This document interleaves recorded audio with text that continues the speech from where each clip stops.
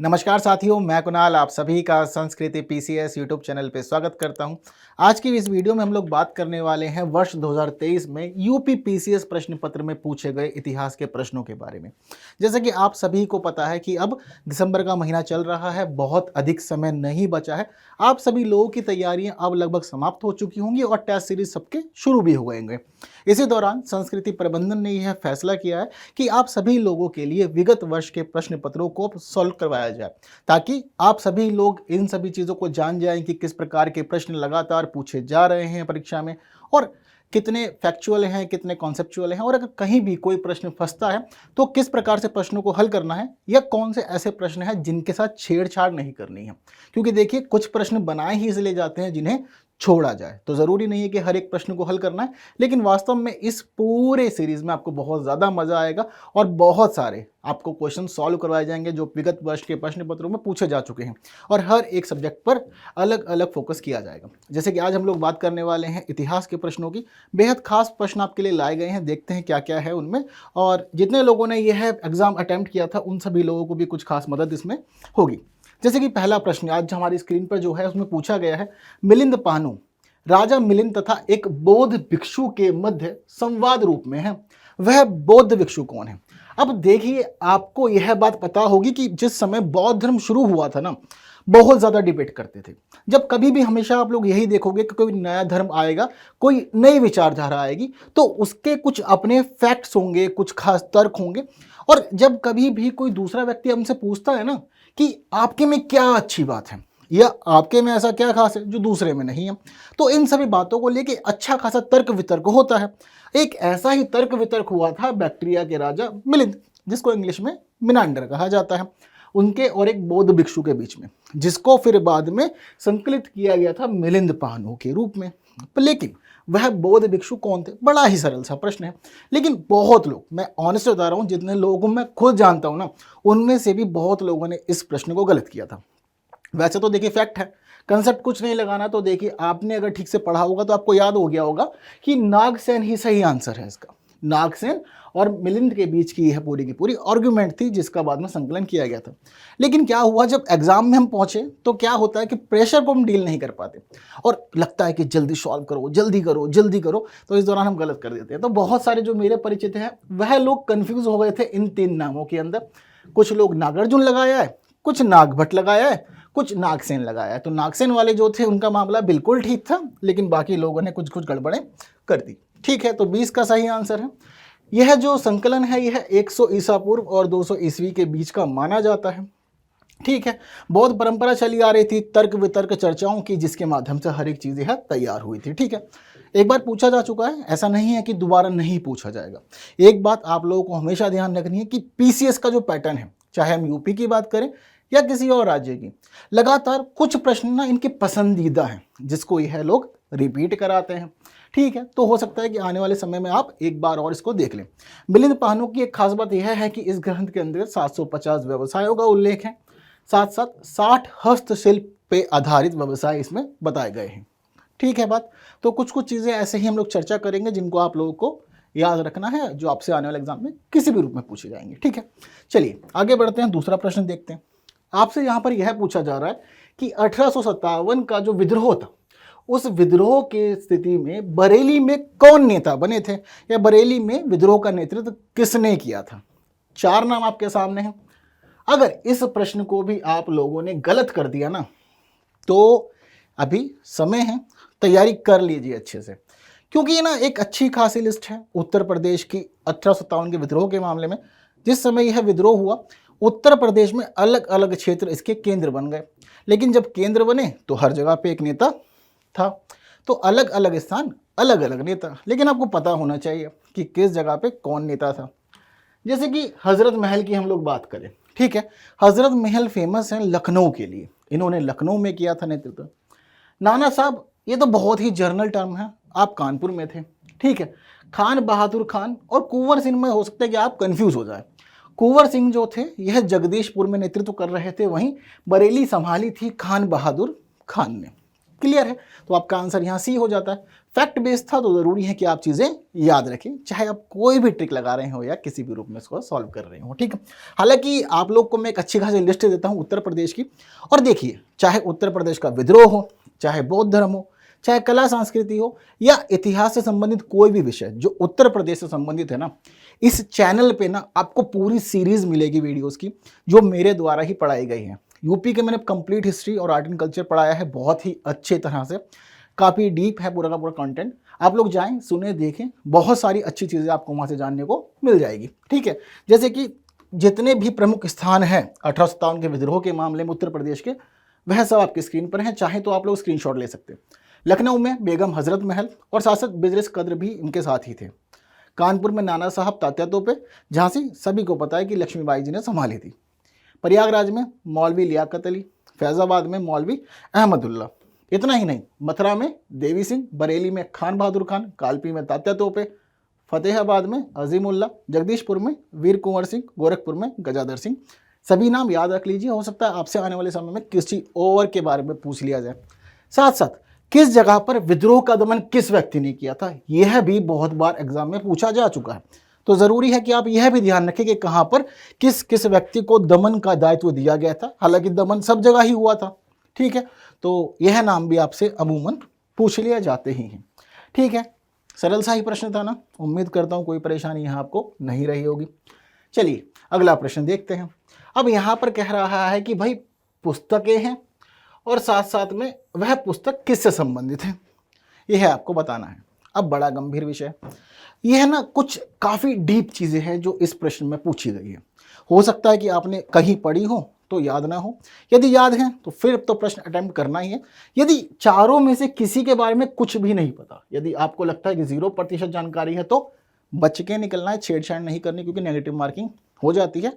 और हम बहुत बार देखते हैं कि कुछ पॉइंट पे है ना 0.25 0.50 इतने नंबर से भी आपका सिलेक्शन रुक जाता है और आप मीन्स नहीं लिख पाते, ठीक है। तो देखिए आपसे पूछ रहा है कि मिरात ए सिकंदरी किन्होंने लिखी या किससे संबंधित है, ठीक है।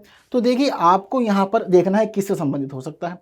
यह बंगाल का इतिहास था, या फिर बहमनी के अहमदनगर का इतिहास, महमूद गवाह के पत्रों का संकलन था, या फिर गुजरात विजय, क्या था मामला, ठीक है।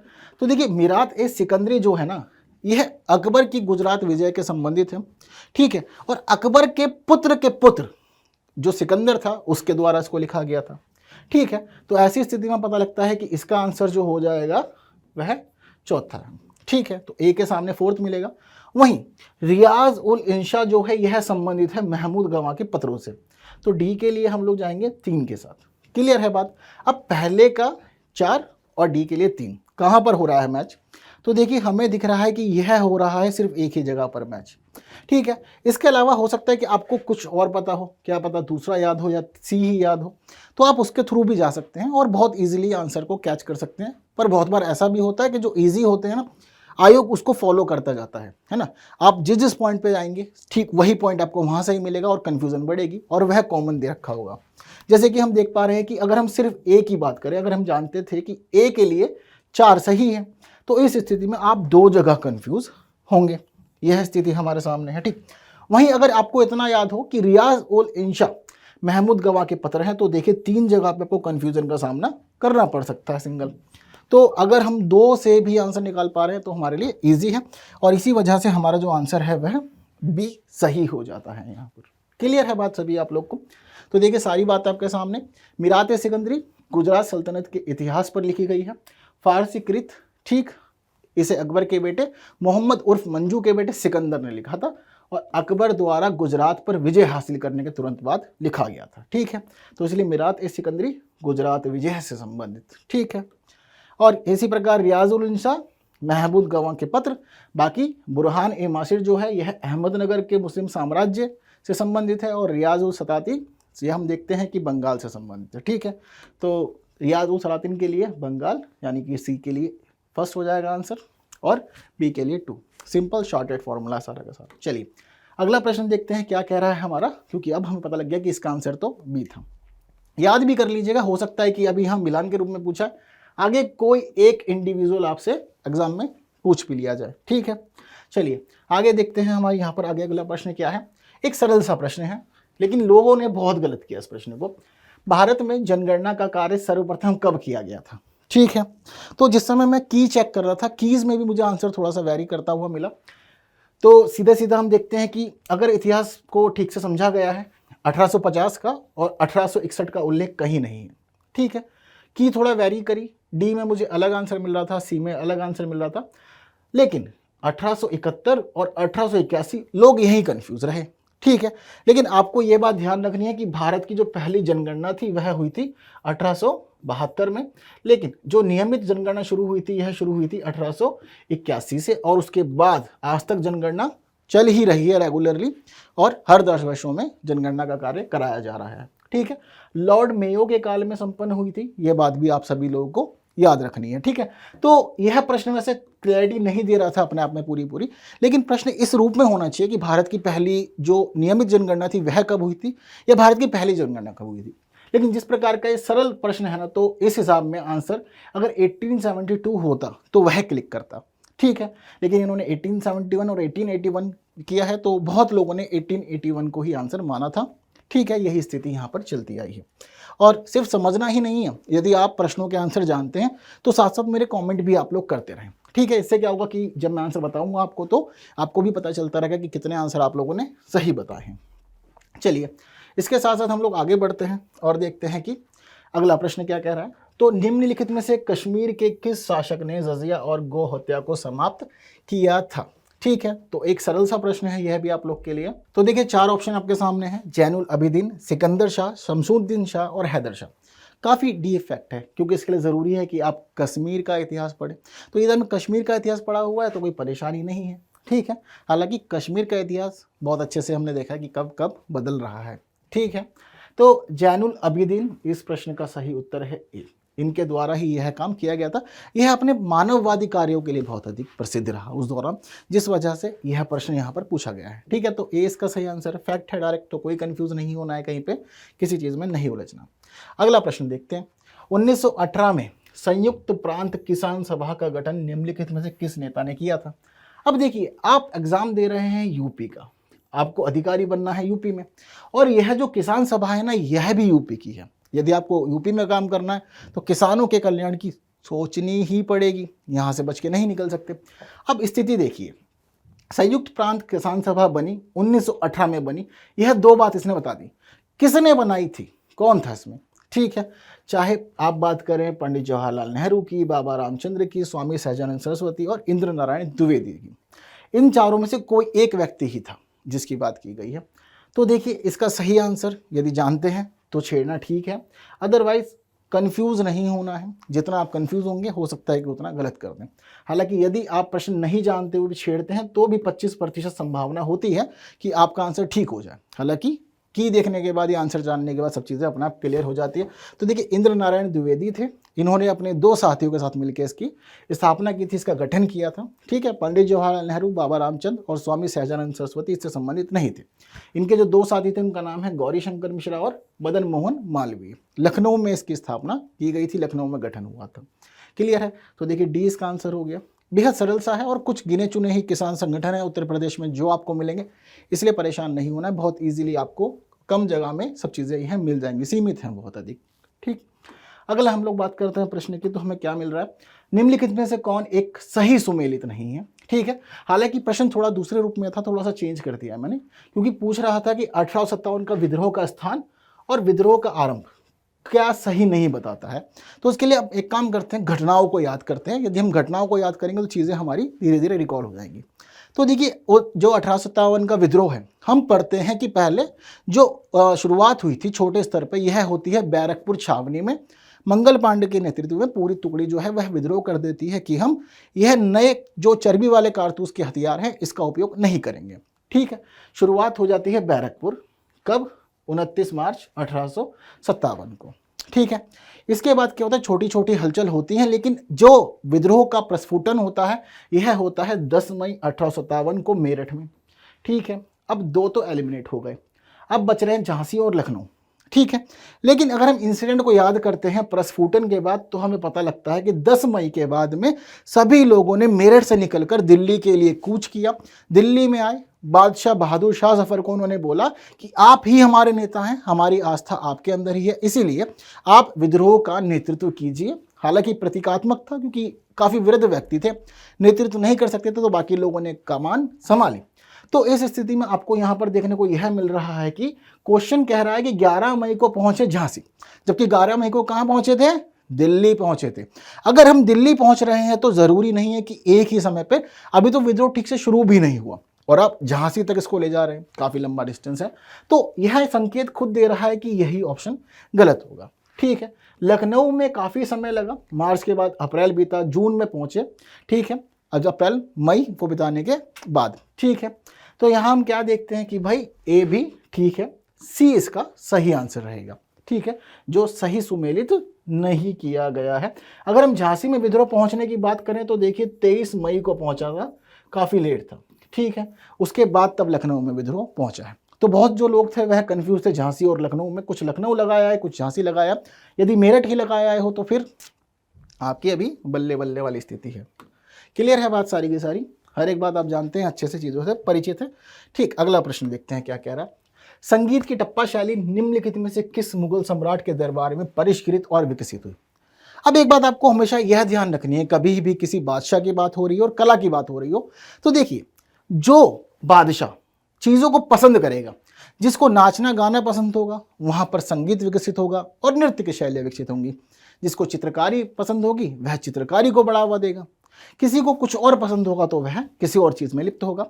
कुछ से कट्टर, जिनको कुछ भी नहीं पसंद था, तो वह सब चीज़ों से दूर रहे। उन्होंने कहा कि नहीं, किसी में भी नहीं उलझना है, हम पूरी तरह से हर चीज़ से परे रहेंगे क्योंकि हम बादशाह हैं। लोगों को लगेगा कि यह हमारी कमजोरी हो गई है, तो वह बच के रहते थे।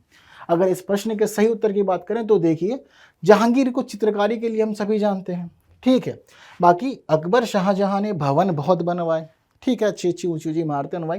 मोहन शाह को जाना जाता है इतिहास में रंगीला के नाम से। अगर आप किताबों में पढ़ेंगे तो आपको पता लगेगा कि मोहम्मद शाह को रंगीला कहते थे क्योंकि इनको नाचना गाना बहुत अधिक पसंद था। ये देखते थे, है ना, अपने सभा में बैठ करके दरबार में पूरा का पूरा प्रोग्राम आयोजित करते थे। युद्ध वगैरह में कोई खास दिलचस्पी इनकी नहीं थी, जिस वजह से हम जानते हैं कि जब उत्तरवर्ती मुगल आए तो प्रशासन कमज़ोर होता चला गया और एक समय पर चीज़ें समाप्त भी हो गई। तो यदि आप चाहें तो इसके आधार पर डी के साथ जा सकते हैं और उलझना चाहे तो बाकी सबके साथ भी उलझ सकते हैं, लेकिन इसका आंसर सही डी है। ठीक, और यदि आपने पढ़ रखा है, चीज़ों को जाना समझा हुआ है तो कोई समस्या की बात है ही नहीं। डी सही आंसर है 8वें के लिए। क्लियर है बात सारी की सारी? पंजाब में जो ऊंट सवार लोग थे उनके लिए यह लोकगीत हुआ करता था, जिस समय इसको मोहम्मद शाह रंगीला के दरबार में लेकर के इसने बहुत पसंद किया। तो जितने भी इससे संबंधित कलाकार थे उनको संरक्षण दे दिया, उनसे कहा कि ठीक है तुम चीज़ों को करो, कोई समस्या नहीं है। बाद में यह कला और अधिक फैली और अवध में पहुंच गई। नवाब आसफ उद्दौला के दरबार में भी पेशकश हुई इसकी। अगला जानते हैं, वैदिक कालीन प्रशासन में भागदू कौन अधिकारी था? ठीक है, तो आप सभी जानते होंगे कि इतिहास में जो अलग अलग अधिकारी हुआ करते थे उनके पद के नाम अलग हुआ करते थे। तो पद के नाम अलग, अधिकारी अलग। तो इस स्थिति में क्या रहता था मामला कि क्वेश्चन बहुत सारे बन जाते हैं क्योंकि लोग कंफ्यूज रहते हैं। अब आपसे पूछ रहा है भागदू कौन अधिकारी था? तो देखिए, राजस्व कर जमा करने वाला अधिकारी, समाचार पहुंचाने वाला दूत, जंगलों का प्रधान अधिकारी और जुआ विभाग का प्रधान अधिकारी। दरअसल क्या होता है कि जो भागदू है इसका आंसर इसी में ही शामिल है।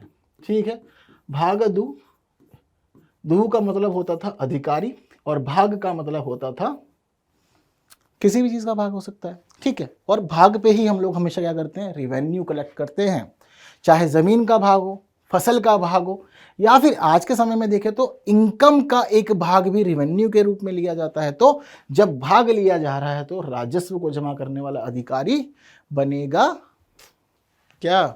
भागदू। ठीक है, तो दू का मतलब अधिकारी और भाग का मतलब राजस्व। क्लियर है बात सारी की सारी? ए इसके लिए सही आंसर है। इस रूप में आप इसको याद कर सकते हैं, कोई ऐसी समस्या वाली बात नहीं है। ठीक है, इसी प्रकार के अनेक रहे। तो देखिए आप लोग की स्क्रीन पर है, आप इन सबको भी याद रख सकते हैं। हो सकता है कि आने वाले एग्जाम में आपसे किसी और के बारे में पूछ लिया जाए। ठीक है, जैसे कि हम देख रहे हैं कि यहाँ भी 4 अलग अलग व्यक्ति हैं जिनकी टर्म यहाँ पर नहीं दी गई है, लेकिन आपको पता होना चाहिए, आगे पूछ सकता है चीज़ों को। ठीक है, चलिए आगे बढ़ते हैं, देखते हैं हमारा आज का अंतिम प्रश्न। कह रहा है कि कालानुक्रम की दृष्टि से घटनाओं में कौन सी अंतिम है? सबसे लास्ट में कौन सा इंसिडेंट हुआ? सीक्वेंस समझ लेते हैं। जलियांवाला बाग हत्याकांड कब हुआ? 1919। मोपला विद्रोह कब हुआ? 1921। खिलाफत आंदोलन कब होता है? 1920 में शुरू होता है। होम रूल आंदोलन कब हुआ? 1916 में। आंसर तो इसी से आ जाएगा, है ना। हिस्ट्री पढ़ रहे हो, चीज़ों को जान रहे हो, समझ रहे हो, इतना नहीं पता तो फिर क्या लाभ। आंसर बी, कहीं नहीं उलझना है, सिंपल शॉर्टेड क्लियर है सारा मामला। ठीक है, हर एक चीज़ आप लोग के सामने है। खैर, उम्मीद करता हूँ कि सेशन पसंद आया होगा। 10 प्रश्नों पर हम लोगों ने चर्चा की है अच्छे से, और इसी प्रकार की सीरीज अभी यह चलेगी आपके एग्जाम आने तक, और आपको प्रश्नों को रिवाइज कराया जाएगा। और आप देखिएगा कि यदि आप लोग नियमित रूप से वीडियोस को देखते हैं तो बहुत सारे ऐसे प्रश्न जो हम लोग वीडियोस में बातचीत कर रहे हैं आपसे एग्जाम में भी पूछे जाएंगे। चलिए, यदि आपको वीडियो पसंद आई तो बाकी साथी तक जरूर शेयर करें, और वीडियो को लाइक के बिना नहीं जाइएगा। फिर अगली वीडियो में मिलेंगे कुछ नए प्रश्नों के साथ, तब तक के लिए विदा दीजिए। Thank you so much.